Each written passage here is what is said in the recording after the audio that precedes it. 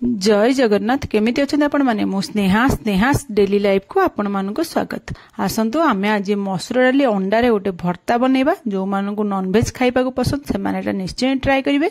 ता पय प्रथम आमे मसूर डाली नैथिबा ताकू धोई देबा भलो भाबरे धोई देकी आमे एमती कढ़ई गोटे नैथिबा कढ़ई रे आमे पकई देबा मसूर डाली आ पानी दे देबा। पानी बेसी देबेनी अल्प पानी देबे माने गोटे गिन्ना हो पानी देबे जेतिकी मसूर डाली नैथिबे तारी डबल पानी देबे दे देकी तादरे आमे गोटे पियाज को स्लाइस करी काट देदा के गोटे फाड़ पियाज स्लाइस करी काट देथिबे आ 4-5 कुला रसुण आ कंचा लंका 2-3टा आ गोटे चामच सोरिष तेल पकई देबे लूण पकई देबे आ हळदी पकई देबे एतिकी पकई देबे आ किछि बेसी दरकार नै एतिकी पकई देके आपण माने गोळै देबे गोळै देई घोड़े की गैस सिम कर देबे। सिम गैस रे ताको छाडी देबे 5 मिनिट खंड छाडी देला पर देखन मसूर डालटा एमती सिझि जाइथिबो।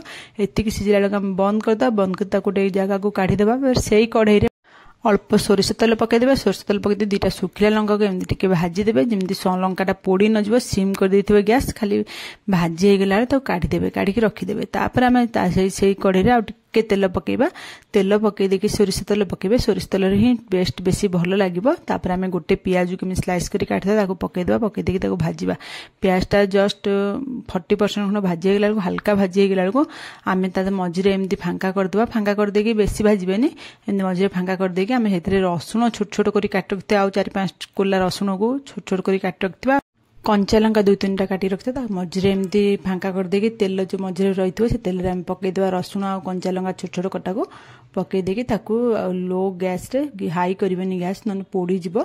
लो फ्लेम रे गोटे मिनिट खंड भाजी देले रसुण आ कंचा लंका दुईटांक रो फ्लेवर बढ़िया आसीबो। आपण माने भाजी देबे। एतिकी भाजी हे गेला पर गोटे मिनिट खंड भाजी होला पर आम सब जगह मिसेक आउ गोटे मिनिट एमती भाजी देबा। एटा एतिकी भाजी हे गेला को आमे कोन करबे ना आउ बासी भाजीबेनी। एति भाजीला हम तदरे अंडा पकई देबा। अंडा को फटे के आमे तदरे अंडा ही पकई देबा। डायरेक्ट अंडा आपनक हिसाब रे आपण देखि के अंडा पकईबे। मोडी 3टा अंडा पकईची। तापर आमे कोन करबा ना एई अंडाटा पकई देला पर हळदी गुंड टिके पकई देबा लूण पकई देबा।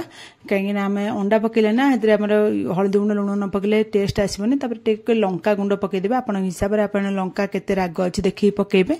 पकई देके सब जगह मिसेक आमे लो फ्लेम रे भाजीबा जेमती अंडारू आइंसिना स्मेल पळेबो सेमती भाजी देबा। जेमती आमे भुजिया भाजंती सेमती आपण माने भाजी देबे। भाजी देकी देखंतु एतिकी भाजी हे गेला को हमर हे गेलानी अंडा भजा।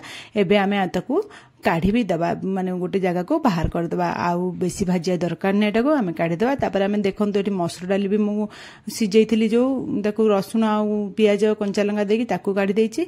आउ से अंडा को भी काढ़ी देइची। आ जो आमे सुखिला लंका दुईटा को आमे जो रखिथिले भाजी की तेल रे से सुखिला लंका दुईटा को आमे लूण देकी एमती चकुड़ दबा। लूण देकी दुईटा लंका को भल्ला भाबरे चकुड़ देला परे तादरे आमे कोन करियो ना एटा भर्ता बनौचे ना आमे एटी से मसूर डाली आ अंडा दुईटा को मिसेके एमती चकुड़ दबा हाथ रे। एटा चकुड़ देला परे सब जंग मिसेकी आमे एतिकी चकुड़ दबा जेमती सब रसुण जो गोटा गोटा हमर पड़ितला मसूर डालले सेगुडा सब मिसेकी भल्ला भाबरे चकुड़ देबे। जेमि चकुड़ देला परे आमे कोन करियो ना हेतरे आउ किछि बेसी दरकार नै। हेतरे आमे सोरिष तेल पकेबा। कंचा सोरिष तेल आपण माने अल्प टिके पकेबे। हेतरे माने गोटे आधा चामच हबो देखिकी पकेबे। आधा चामच गोटे चामच पकाबे कि सोरिष तेल पकेबे। आउ धनिया पत्र छोट छोट करी काट रखते ताकू पकेइ देबा। पकेइ देके मिसेइ देबा। एतिकी जो मानकु नॉन वेज खाइबा को पसंद ना से माने सब बेले भाबंती कोन कोन नुआ नुआ नॉन वेज टिके ट्राई करबे। आपण माने एटा को निश्चय ट्राई करि परिबे।